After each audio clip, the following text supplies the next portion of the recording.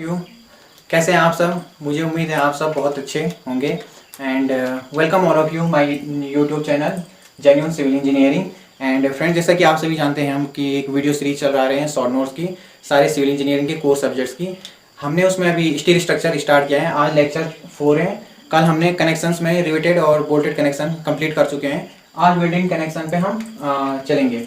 थोड़ा सा फ्रेंड्स देख लेते हैं कि वेल्डिंग ने कैसे मैंने रिवेटेड कनेक्शन को रिप्लेस किया है। तो वेल्डिंग कनेक्शन में फ्रेंड जैसे कि इसका जो एस्थेटिकली व्यू होता है वो बहुत अच्छा होता है। इसमें जैसे हम at the time of placing जो वेल्डिंग है उसमें वो क्या होता है, नॉइज फ्री होता है, जबकि रिवेटेड में वो काफ़ी नॉइज होता है। जो वेल्डिंग कनेक्शन है, वेल्डिंग में क्या होता है कि जो स्ट्रेस डिस्ट्रीब्यूशन होगा वो थ्रू आउट यूनिफॉर्म होगा, जबकि जो रिवेटेड हैं उनमें हमने भले अजम्पशन मानी है, सपोज किए हैं अजम्पशन की जो लोड डिस्ट्रीब्यूशन होगा वो ईच रिवेट में इक्वली डिस्ट्रीब्यूट होगा, बट जो एक्चुअली में पॉसिबल नहीं है और नहीं होता है। तो इस टाइप से वेल्डिंग कनेक्शन क्या है, मोर रिलायबल हुए हैं as compared to riveted connection. So friends, तो इसकी बहुत सारी एडवांटेजेस हैं। बट फ्रेंड हर लाइफ जैसे जैसे हम टेक्नोलॉजी आगे बढ़ती गई, पर जो रिवेटेड कनेक्शन है इसको भी अभी तक हम कम्प्लीटली एलिमिनेट नहीं कर पाए, क्योंकि जैसे आप देखेंगे कि एरोप्लेन्स हैं, इनमें मोस्टली जो कनेक्शन प्रोवाइड किए जाते हैं वो रिवेटेड कनेक्शन होते हैं अभी तक भी।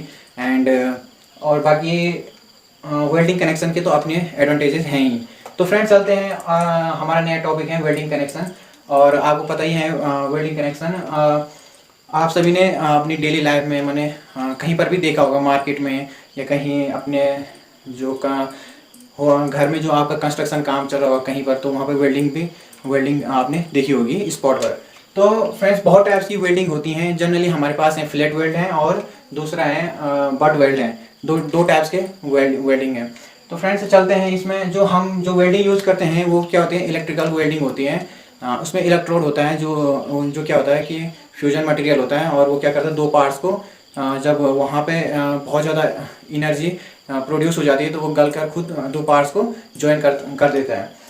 उसके बाद एक फोर्स वेल्डिंग होती है जिसमें प्रेशर के थ्रू हम क्या करते हैं, प्रेशर के थ्रू दो मेटल को हम कनेक्ट करवाते हैं। फिर एक दूसरे ऑक्सी एसिटिलीन जो गैस ऑक्सीजन और उसमें एसिटिलीन गैस का यूज़ किया जाता है, और वो एक मटेरियल को क्या करती है, जिनको हम ज्वाइन करना है उनके जो एजेस हैं उनको गला देती हैं, एकदम मेल्ट कर लेती है और फिर वो ज्वाइन हो जाते हैं। तो चलते हैं फ्रेंड फ्लैट वेल्ड क्या है फ्रेंड, इसमें ये है एक, इसमें दो जो प्लेटें हैं उनको हम इस टाइप से लैप करवाएंगे। यहाँ पे जैसे आप देख रहे हैं ये लैप करवाए हैं हमने, यहाँ पे दो ये प्लेटें लैप करवाई हैं, और यहाँ पर जो जैसे इलेक्ट्रोड जो इलेक्ट्रिकल वेल्डिंग होती है, जो इलेक्ट्रोड है वो फ्यूज होकर यहाँ पर क्या कर लेता है, इन दोनों को कनेक्ट कर लेता है। तो फ्रेंड्स चलते हैं जो इंपॉर्टेंट टॉपिक है हमारे फ्लैट वेल्ड के। तो फ्लैट वेल्ड आप समझ ही चुके होंगे कि जब जो दो प्लेट्स हैं इनको हम लैप करवाते हैं तो उनमें जो जहाँ पर हम यहाँ पर हम क्या करवाते हैं, जो इलेक्ट्रिकली इसको जो इलेक्ट्रोड होता है उसको हम यहाँ पे फ्यूज करवाते हैं, और फ्रेंड इस टाइप से ये एक शेप बन जाता है। और जनरली जो हम डिजाइनिंग के लिए जो कंसीडर करते हैं वो एक ट्रायंगल होता है, इस टाइप का ट्रायंगल। तो फ्रेंड्स जो ये फ्लैट वेल्ड है इसका जो ये वाला पोर्शन होगा, ये वाली साइड होगी, ये ट्रायंगल इस शेप में बनेगा, ये इस टाइप से शेप होगा, ये PQR।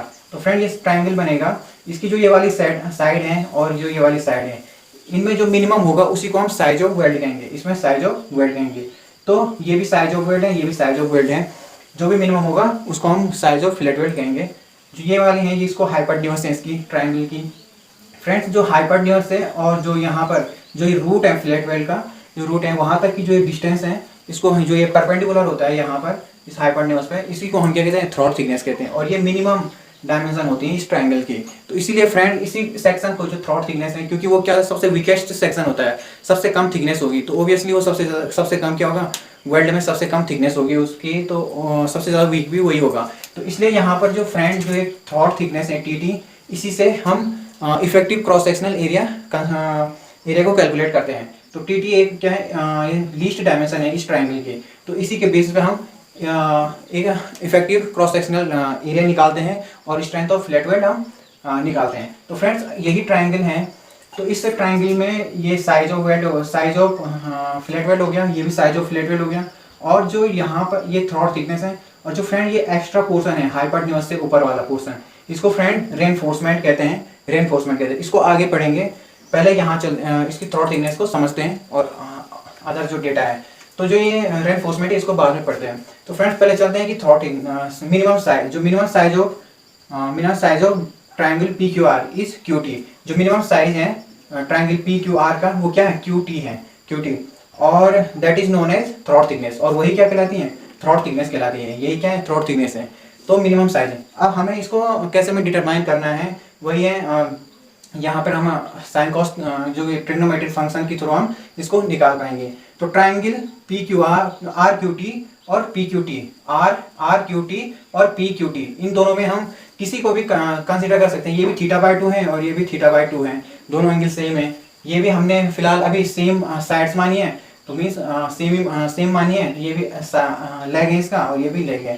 तो इस टाइप से हम cos θ/2 निकालते हैं। अगर इस ट्राइंगल को लेकर चलते हैं, इसको कंसीडर करते हैं, तो cos θ/2 क्या हो जाएगा, ये इसका क्या हो जाएगा, ये बेस हो जाएगा, ये परपेंडिकुलर हो जाएगा, और ये जो एंगल होगा ये 90 डिग्री होगा, और ये हमारा साइज है। तो जो cos θ/2 हो जाएगा throat thickness base upon hypotenuse. तो क्या हो जाएगा, T upon S, T upon Q R या पी क्यू, क्यू आर या पी क्यू, और ये क्या है, एस है, आपको पता है ये क्या है, एस के बराबर है, क्यू आर पी क्यू या एस इक्वल है। तो throat thickness equals to S cos θ/2, S cos θ/2, throat thickness equals to आ जाएगा एस cos θ/2।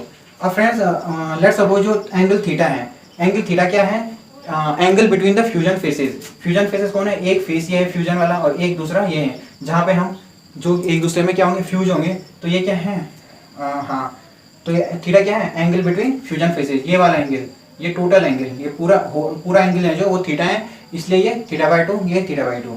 तो एस थ्रॉट थिकनेस हो जाएगी S cos θ/2। Angle theta equals to अगर 90 डिग्री है, अगर ये 90 डिग्री है तो थ्रॉट थिकनेस 0.707 एस हो जाएगा, क्योंकि cos क्या हो जाएगा, cos θ/2 means cos 45, and cos 45 की वैल्यू 1/√2 होती है, और उसको सॉल्व करेंगे तो 0.707 एस हो जाएगी साइज ऑफ वेल्ड। फ्रेंड्स इससे आपको एक पता चल गया है, एक आइडिया लगा रहे हैं, तो जो साइज ऑफ वेल्ड है वो तो सेम रहेगा, बट जो वो भी क्या होगा, वेरी कर सकता है अलग अलग, जहाँ पे हमें जिस टाइप्स की हमने साइज को वेल्ड का साइज डिजाइन किया है वो वेरी करेगा साइज, ये जो साइज ऑफ वेल्ड है बट फ्लैट वेल्ड है। पर जो मेनली जो है डिपेंड किस पे कर रहे हैं, जो एंगल ऑफ फ्यूजन फेजेस है, angle between the fusion phases. तो फ्रेंड्स ये एक क्वेश्चन है, ऑब्जेक्टिव क्वेश्चन है, कि जो थ्रॉट थिकनेस है of flat weld is totally dependent on the angle between the fusion phases. ये ऑब्जेक्टिव क्वेश्चन है, और इसमें बहुत सारे कन्फ्यूजन हो जाते हैं, कोई एस पे टिक मारता है, क्योंकि लोग सभी सोचते हैं कि के क्या है, कांस्टेंट है, बल्कि जबकि के क्या नहीं है, कांस्टेंट नहीं है। के इक्वल्स टू cos θ/2, और cos θ/2 मीन्स जैसे कि इसके अगर इसके हम एंगल बिटवीन जो फ्यूजन फेसेस हैं तो वो इंक्रीज करते जाएंगे। तो आपको पता है कि ट्रिग्नोमेट्रिक फंक्शन में cos थीटा जैसे जैसे इंक्रीज होता रहते हैं थीटा की वैल्यू, तो वो भी उसकी वैल्यू क्या हो जाती है, डिक्रीज होती रहती है। तो हमने एक टेबल बनाई है फ्रेंड्स की, जो थ्रॉट थिकनेस है वो के पर डिपेंड करती है, तो के की डिफरेंट वैल्यू आती है, डिफरेंट जो एंगल्स हैं इनके लिए डिफरेंट वैल्यू है इसकी। तो के क्या, के की वैल्यूज ये है, और जो ये एंगल है, एंगल बिटवीन फ्यूजन फेसेस, ये 60 to 90 degree, 91 to 100 degree, 101 to 106 degree, 106 to 113 degree, and 114 to 120 degree. तो इनके लिए डिफरेंट वैल्यू है के की। सबसे पहले आपको फ्रेंड ये याद रखना, बस एक ही वैल्यू याद रखनी है, 60 to 90 डिग्री। उसके बाद आपको 0.05 माइनस करते जाना है आगे के लिए। जैसे 60 to 90 डिग्री में 0.70, 91 to 100 डिग्री में 0.05 माइनस कर दो तो 0.65, यहाँ भी 0.05 माइनस तो 0.60, 0.05 माइनस तो 0.55, यहाँ 0.50। तो आप यहाँ पे भी देख ही चुके हैं कि जैसे कि cos थीटा की वैल्यू डिक्रीज होती है जैसे जैसे एंगल बढ़ता है। तो जैसे यहाँ पे 60 पे मैक्सिमम था और 120 तक जाते जाते ये 0.50 हो गए हैं cos θ/2 की वैल्यू या k की वैल्यू, cos θ/2। तो फ्रेंड्स आप सोच रहे होंगे कि cos थीटा तो 90 डिग्री है, तो cos θ/2 क्या आ जाएगा, 45 डिग्री। आपको पता है 45 डिग्री, cos 45 डिग्री 1/√2 होता है, तो वहाँ से 0.707 आ गया। उसके बाद चलते हैं कि इन नो केस थीटा, हाँ ये बहुत इंपॉर्टेंट है फ्रेंड, और बहुत बार ऑब्जेक्टिव आ चुका है कि जो ये थीटा की वैल्यू है, जो एंगल बिटवीन फ्यूजन फेजेस, ये 60 डिग्री से कम नहीं हो सकता और 120 डिग्री से ज़्यादा नहीं होगा। तो यही लिखा है मैंने, और बहुत इंपॉर्टेंट है, तो आप इसको नोट डाउन कीजिए। Theta should not be greater than 120 degree and theta should not be less than 60 degree. Next चलते हैं फ्रेंड की इफेक्टिव लेंथ। इफेक्टिव लेंथ क्या होगी फ्रेंड, इफेक्टिव लेंथ इसको ओमिट कर लेते हैं। इफेक्टिव लेंथ फ्रेंड ये है प्लेट, एक प्लेट ये है और लेट्स सपोज ये दूसरी प्लेट है। यहाँ पे ये हमने वेल्डिंग की है, फ्लैट वेल्डिंग की है। तो जो यहाँ से यहाँ तक की जो ये लेंथ हो जाएगी प्लस ये वाली लेंथ, ये क्या हो जाएगी, LT हो जाएगी। LT टोटल लेंथ हो जाएगी, ठीक है। ये लेंथ प्लस ये है, तो ये क्या है, टोटल लेंथ हो जाएगी। पर जो फ्रेंड हम एक्चुअली में जो हम वो लेते हैं इफेक्टिव लेंथ लेते हैं, इफेक्टिव लेंथ एल इफेक्टिव, वो क्या हो जाएगा, total length minus twice of S, size of weld है, twice of size of weld. Friend क्यों लेते हैं हम यहाँ पे जो 2 टाइम्स साइज ऑफ वेल्ड जो क्यों डिडक्ट करते हैं टोटल लेंथ से, क्योंकि फ्रेंड जो एंड में होता है यहाँ पर हम जो फ्लैट वेल्ड होते हैं इसको हम एक तो सेफ्टी पर्पज़ के लिए हम सेफ्टी पर्पज़ के लिए ये 2s को नेगलेक्ट करते हैं, एक इस एंड के लिए और एक इस एंड के लिए यहाँ पर, क्योंकि यहाँ पर हम ये मानते हैं कि यहाँ पे कम्प्लीटली वेल्ड नहीं हो रखी है, जो फ्लैट वेल्ड है वो कम्प्लीटली नहीं हो रखी है। तो इसलिए फ्रेंड यहाँ पे 2s माइनस करते हैं, एक साइज यहाँ के लिए और एक यहाँ के लिए एक, ठीक है। तो इसलिए जो एल इफेक्टिव होगी LT माइनस 2s आ जाएगा। चलते हैं फ्रेंड आगे चलते हैं। इफेक्टिव लेंथ आपको पता चल गई है, टोटल लेंथ माइनस 2s, ठीक है। In no case L effective, हाँ किसी भी केस में जो एल इफेक्टिव है वो 4 times of size of weld से कम नहीं होनी चाहिए। किसी भी केस में ये जो एल इफेक्टिव है 4 टाइम्स ऑफ साइज से कम नहीं होनी चाहिए। बट अगर हो जाती है तो इसके लिए but if it happened then जो इफेक्टिव साइज हो जाएगा, जो इफेक्टिव साइज हम जो कंसीडर कर रहे हैं जो साइज है, साइज ऑफ वेल्ड, तो उस समय जो इफेक्टिव साइज हम डिजाइन के लिए यूज करेंगे वो क्या हो जाएगा, S/4 लेंगे हम। तो बहुत ही इंपॉर्टेंट है फ्रेंड ये नोट्स, और इसको आप नोट डाउन कीजिए और बहुत ऑब्जेक्टिव्स में आपको ये मिल जाएगा।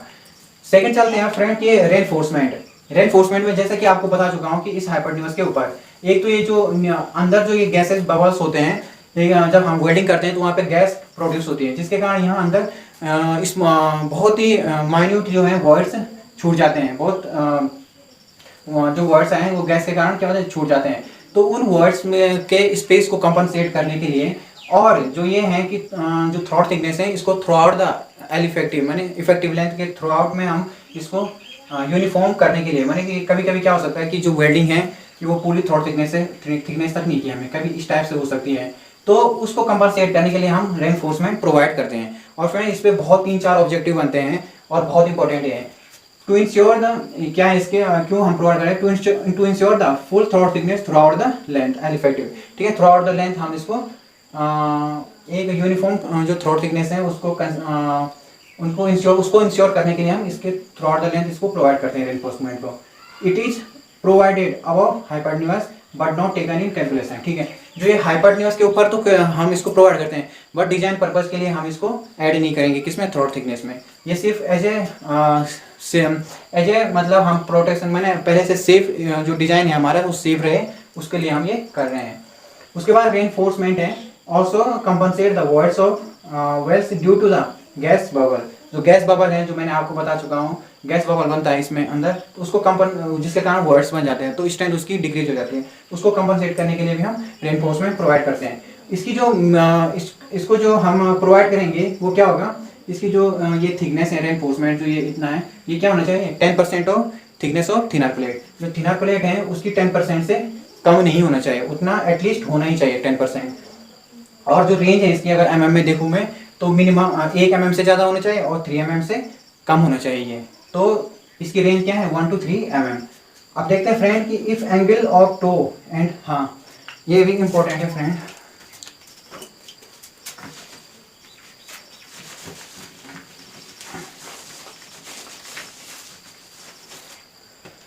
अगर फ्रेंड जैसे ये इस टाइप से ये ट्रायंगल बन रहा है,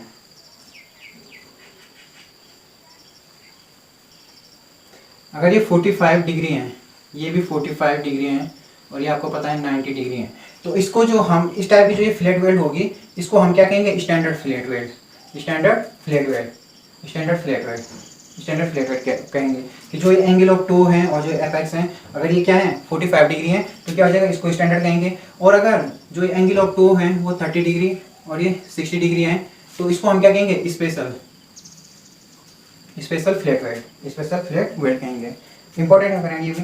और जो size of the deep penetration, जो size of weld in deep penetration flat weld, जो साइज ऑफ वेल्ड हो जाएगा डीप पेनिट्रेशन फ्लैट वेल्ड में, वो क्या हो जाएगा, मिनिमम लैग प्लस 2.4 mm हो जाएगा। तो फ्रेंड्स ये था फ्लैट वेल्ड का। आगे चलते हैं।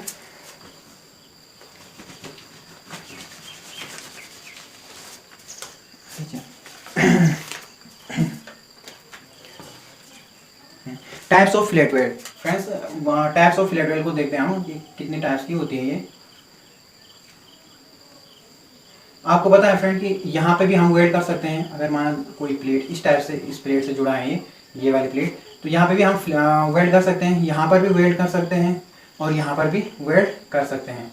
और ये हो तो फ्रेंड जो ये वाली जो ये साइड में हमने किया है, जैसे कि साइड बोल दिया, तो ये क्या है, साइड फ्लैट वेल्ड है। Side flat weld. ये क्या है, डायगोनल फ्लैट वेल्ड। और ये फ्रेंड क्या है, एंड ऑफ प्लेट में है, तो इसको हम इसको कहेंगे एंड फ्लैट वेल्ड। अब फ्रेंड देखते हैं कि इनकी क्या क्या इंपॉर्टेंस है। जो साइड फ्लैट वेल्ड होगा वो क्या होगा, लॉन्गिट्यूडिनली होगा। लॉन्गिट्यूडिनली मतलब in the direction of force में क्या होगा, ये साइड फ्लैट वेल्ड। ठीक है, इसकी जो एक्सिस होगी वो क्या होगी, पैरेलल होगी किसकी, line of action of forces, उनके पैरेलल होगी है इसकी एक्सिस।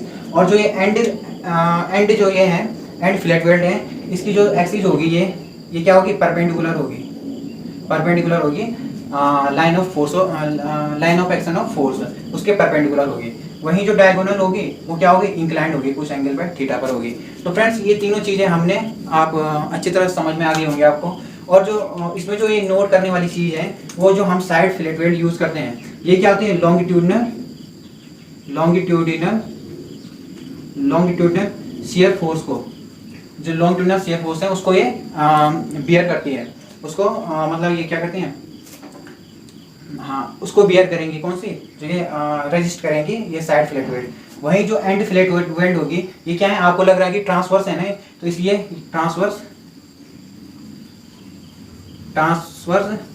शियर फोर्स को ये उसको कंपल्सरी, जो क्या बोलते हैं, उसको रेजिस्ट करेंगी, जो ट्रांसवर्स शियर फोर्स होगा उसको रेजिस्ट करेंगी। और जो डायगोनल है, ये दोनों टाइप की शियर फोर्स को रेजिस्ट करेंगे। ओके, चलते हैं फ्रेंड आगे कि मिनिमम साइज ऑफ वेल्ड क्या होगा। मिनिमम साइज ऑफ वेल्ड, इसके लिए फ्रेंड अगर सपोज कि आपके क्वेश्चन में आपको दे नहीं रखा कि minimum size of flat weld क्या क्या है, आपको नहीं दे रखा है, तो उसके लिए फ्रेंड आईएस कोड की जो रिकमेंडेशन है, उसमें आईएस कोड की जो ये रिकमेंडेशन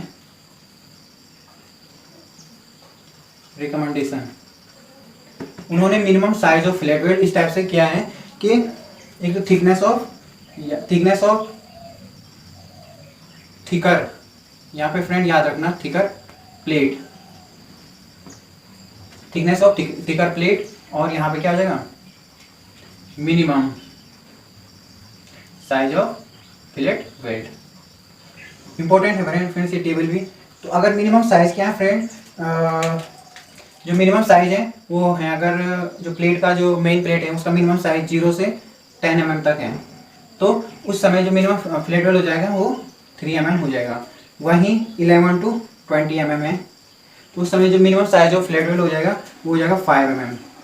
वहीं अगर 21 to 32 mm है minimum size of thickness of thicker plate, 21 to 32 mm है, तो ये हो जाएगा आपका 6 mm। वहीं जो थिकनेस ऑफ थिकर प्लेट है वो क्या हो जाएगा, अगर 33 से 50 mm है तो ये 8 mm हो जाएगा। वहीं अगर जो थिकनेस है ये 50 mm से ज़्यादा है अगर थिकनेस, तो फिर ये 10 mm हो जाएगा। और फ्रेंड्स एक बात यहाँ पे नोट कर दीजिए, जो 10 mm है इसके लिए हमें बेंडिंग स्ट्रेसेस को भी कैलकुलेट करना पड़ेगा, उनको भी कंसीडर करना पड़ेगा और उनको भी ध्यान में रखना पड़ेगा। अब चलते हैं फ्रेंड आगे, एक नोट है इसमें, हाँ एक इम्पोर्टेंट नोट है कि जो साइज ऑफ वेल्ड है वो ग्रेटर देन क्या है, टी मिनिमम, जो थिकनेस ऑफ थिनर प्लेट है उससे ज़्यादा है अगर साइज ऑफ वेल्ड, तो हम इसको क्या करेंगे, इक्वल टू टी मिनिमम करेंगे। कि जो साइज ऑफ वेल्ड है वो जो अगर 2 प्लेट हैं, जो 2 प्लेटें हैं उनमें से जो मिनिमम साइज वाली प्लेट है उससे भी ज़्यादा क्या है हमारा साइज ऑफ वेल्ड है, तो उस टाइम पे हम क्या करेंगे, S equals to T minimum को टी मिनिमम ही डिजाइन करेंगे। इंपॉर्टेंट है फ्रेंड, इसको भी नोट कर दीजिए। मैक्सिमम साइज अब आता है, मिनिमम साइज तो हमने पढ़ लिया, minimum size of flat weld, ये क्या ये है minimum size of flat weld, minimum size of flat weld. अब मैक्सिमम साइज पढ़ते हैं, maximum size of flat weld. Friends ये इसकी दो कंडीशन है। फर्स्ट तो क्या है कि जो अगर एजेस क्या है, एजेस का शेप जो है वो स्क्वायर शेप के हैं, एजेस जो एज है उसके स्क्वायर शेप के हैं, तो फिर उसके लिए क्या हो जाएगा,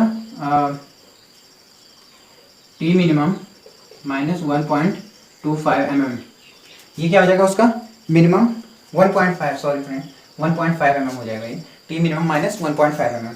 वहीं सेकेंड कि अगर जो एजेस हैं इसके क्या हैं, सर्कुलर हैं, तो ये क्या हो जाएगा 75% हो जाएगा किसका, टी मिनिमम का। ये इसी को हम कहेंगे 3/4 टाइम्स ऑफ टी मिनिमम। तो यही है maximum size of fillet weld और minimum size of fillet weld, IS code की रिकमेंडेशन है। आगे चलते हैं फ्रेंड।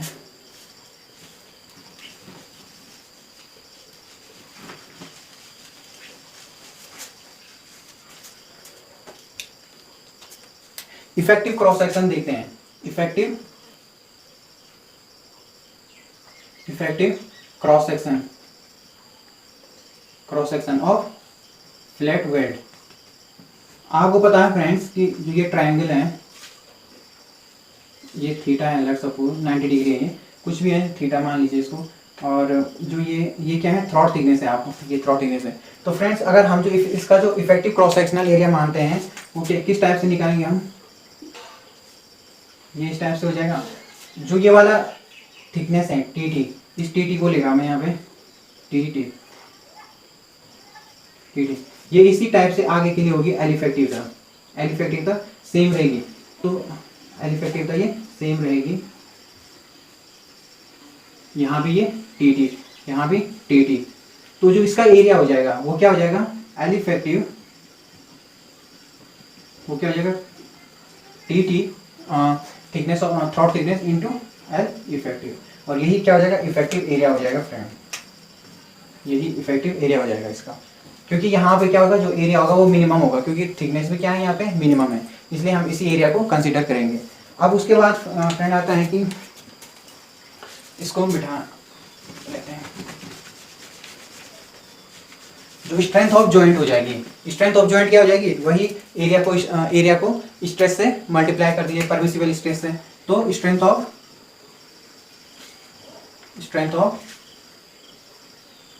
जॉइंट। आप फ्रेंड आप बिल्कुल भी मत घबराइए कि ठीक से नोट डाउन नहीं हो पा रहा होगा आपसे, तो आप जो पीडीएफ है मैंने डिस्क्रिप्शन में दे रखी है लिंक उसकी, आप वहाँ से डाउनलोड कर सकते हैं, वहाँ पे मैंने अच्छे से नोट डाउन किया है, आप वहाँ से अच्छे से अपने नोट्स प्रिपेयर कर सकते हैं। यहाँ पे मैं सिर्फ आपको समझाऊंगा और मैक्सिमम आपको लिखाने की भी कोशिश करूँगा, पर जहाँ तक पॉसिबल हो। तो फ्रेंड आप देखते हैं कि जो स्ट्रेंथ हो जाएगी, जो इसकी पीएस हो जाएगी, वो क्या हो जाएगा T throat thickness into L effective into tau V F आपको मैंने उसमें भी बताया था, रिवेटेड जॉइंट में भी, तो यहाँ पे भी दोबारा बता देता हूँ। टी क्या है आपको पास पता है, थ्रॉट थिकनेस, या इसको हम पीएस को हम इस टाइप से लिख रहे हैं के एस, थ्रॉट थिकनेस के एस है, L effective into tau V F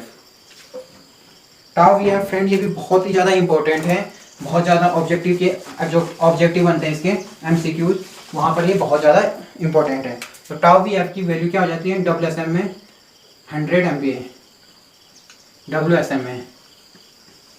वही फ्रेंड अगर इसको LSM में वैल्यूज देखते हैं टाव वी एफ की, तो टाव वी एफ बराबर हो जाएगा FU upon √3 gamma MB equals to, ये FU है friend, FY upon √3 gamma M naught. उसके भी मैंने आपको बताया था, आज ही बता रहा हूँ फ्रेंड, इसको आप जब याद कीजिए, बाय हार्ट लर्न कीजिए इसको। और इसमें जो एक गामा MB है, तो ये क्या हो जाता है 1.25 हो जाता है अगर शॉप में हो रही है वेल्डिंग, और अगर फील्ड में है तो gamma M naught gamma M B equal to 1.5 हो जाएगा, 1.50 हो जाएगा। बहुत इंपॉर्टेंट है फ्रेंड्स। वहीं गामा एम नॉट की बात करते हैं तो gamma M naught equal to 1.10 होता है। इसको नोट डाउन कर दीजिए और बहुत ही ज़्यादा इंपॉर्टेंट है। आगे चलते हैं फ्रेंड्स।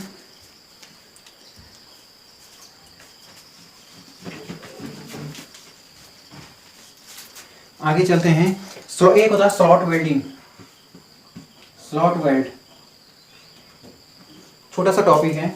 स्लॉट वेल्ड फ्रेंड्स, कभी कभी हमें क्या होता है कि जो रिक्वायर्ड लेंथ है जो फ्लैट वेल्ड की वो मिल नहीं पाती है। जैसे कि सपोज माना कि एक प्लेट ये है और इस पर ये प्लेट यहाँ पे कनेक्ट की है, और जो ये हमें ये लेंथ मिल रही है, ये पूरे अगर वेल्ड करने के बाद भी जो ये लेंथ मिल रही है ये सफिशिएंट नहीं है डिजाइन के लिए, हमें इससे भी ज़्यादा लेंथ चाहिए होती है। तो उस केस में फ्रेंड हम क्या करते हैं, यहाँ पर स्लॉट कर लेते हैं, स्लॉट वेल्डिंग कर लेते हैं। स्लॉट वेल्डिंग मीन्स इतना इसको रिमूव, ये वाला स्लॉट कर दिया, फिर इतना स्लॉट जितना रिक्वायर्ड है हमें, और फिर जो ये लेंथ है ये इंक्रीज हो जाएगी वेल्ड की, और हमें सफिशिएंट क्या मिल जाएगा, लेंथ, इफेक्टिव लेंथ मिल जाएगी। इससे हम डिजाइन कर पाएंगे। जो विड्थ ऑफ स्लॉट है, ये जो W, ये क्या नहीं होगी, ये इसकी जो वैल्यू है W, ये मैक्सिमम होगी, किसकी मैक्सिमम होगी, मैक्सिमम वैल्यू होगी 3 इंटू टी मिनिमम, जो इसकी थिकनेस है, जो मिनिमम थिनर प्लेट की जो थिकनेस है उसकी 3 टाइम्स, और 25 mm। दोनों में भी जो मैक्सिमम होगा वही क्या हो जाएगी, इसकी विड्थ हो जाएगी इसकी स्लॉट की। आगे चलते हैं फ्रेंड्स। बट वेल्ड आता है आगे। बट वेल्ड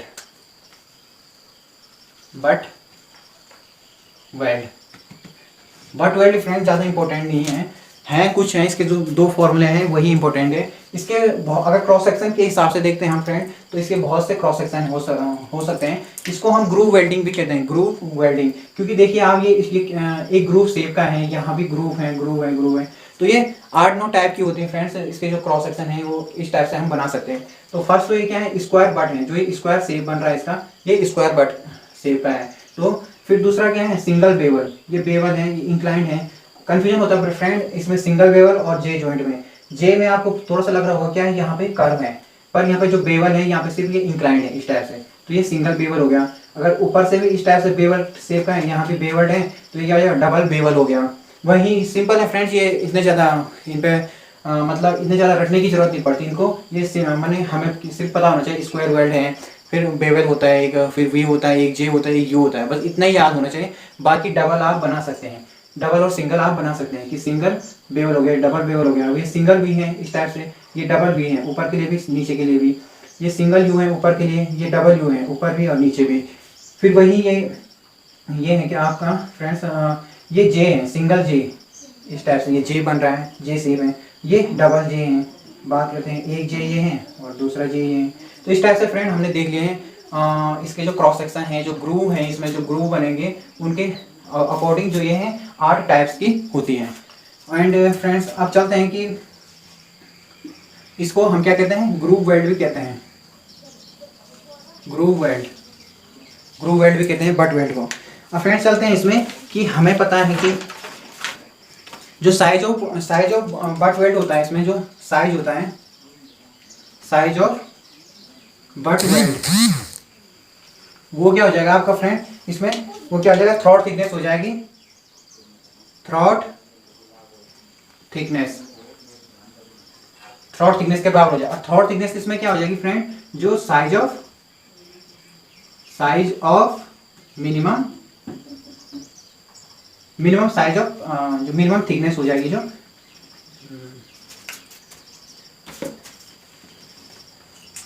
जो थ्रॉट थिकनेस हो जाएगी, जो साइज ऑफ बट वेल्ड हो जाएगा वो क्या है, थ्रॉट थिकनेस। और थ्रॉट थिकनेस क्या हो जाएगी, मिनिमम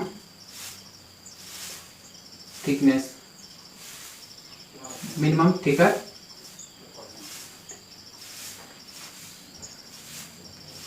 हाँ जो थिकनेस हो जाएगी, थिकनेस ऑफ, ये हो जाएगी थिकनेस ऑफ थिनर प्लेट, ये क्या हो जाएगा, साइज ऑफ बट वेल्ड हो जाएगा, थिकनेस ऑफ थिनर प्लेट हो जाएगा। फिर अब देखते हैं फ्रेंड कि हमें जैसे डबल बट जॉइंट है, जैसे डबल वी है, डबल यू है, ये देखिए डबल वी है और डबल यू है और डबल जे है ये डबल बेवल हैं, स्क्वायर हैं, इनमें देखिए आप थ्रू आउट द डेप्थ आपको क्या मिल रही है, थिकनेस मिल रही है थ्रू आउट द डेप्थ, पूरी डेप्थ में। तो इस टाइम जो थिकनेस हो जाएगी, जो डबल बट वेल्ड हो जाएगा, बट वेल्ड। इस केस में क्या हो जाएगा, डबल बट वेल्ड के केस में क्या हो जाएगा, जो क्या हो जाएगा, जो साइज ऑफ वेल्ड हो जाएगा वो क्या हो जाएगा, टी मिनिमम, जो थिकनेस ऑफ थिनर प्लेट हो जाएगा। इसलिए जो स्ट्रेंथ हो जाएगी इसकी पीएस इक्वल टू हो जाएगा T minimum into L effective into टा वी एफ हो जाएगा। बहुत इंपॉर्टेंट है फ्रेंड्स ये फॉर्मूला। दूसरा डबल, ये तो डबल बट वेल्ड की केस में है, पर सिंगल में आपको देख रहे हैं कि थ्रू आउट द थिकनेस इसमें वेल्ड नहीं होगा। ये इसमें भी, इस केस में भी, इस केस में भी, इस केस में भी। तो थ्रू आउट द थिकनेस जब सेम वेल्ड नहीं मिल पाएगा हमें, तो उस केस में क्या हो जाएगी, जो स्ट्रेंथ हो जाएगी सिंगल बट वेल्ड। इस केस में फ्रेंड आपका जो पीएस हो जाएगा वो हो जाएगा आपका टी, जो टी थिकनेस हो जाएगी 5/8 of T minimum into L effective into top V F. 5/8 हमने इसलिए लिखा है कि जो थिकनेस है हम थ्रू आउट द नहीं मिल रही, इसलिए हमने जो थिकनेस है वो 5/8 टाइम्स ली है। तो इसमें फ्रेंड लास्ट है इसमें कि intermediate butt weld, intermediate effective length of intermediate butt weld.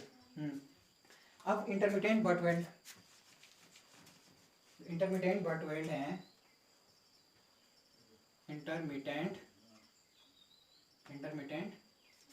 Weld, ये भी इंपॉर्टेंट नोट है फ्रेंड।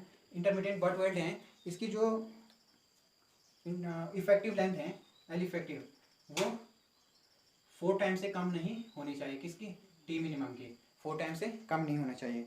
वहीं जो